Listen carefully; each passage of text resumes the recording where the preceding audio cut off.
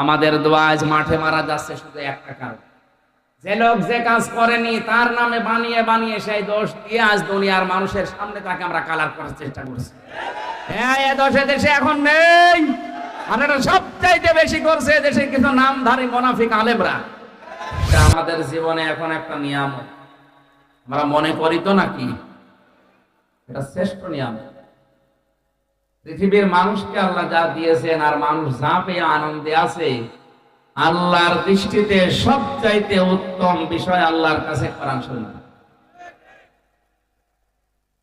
قُلْ بِفَضْلِ اللَّهِ وَبِرَحْمَتِهِ فَبِذَلِكَ فَلْيَفْرَحُوا هُوَ خَيْرٌ مِّمَّا يَجْمَعُونَ।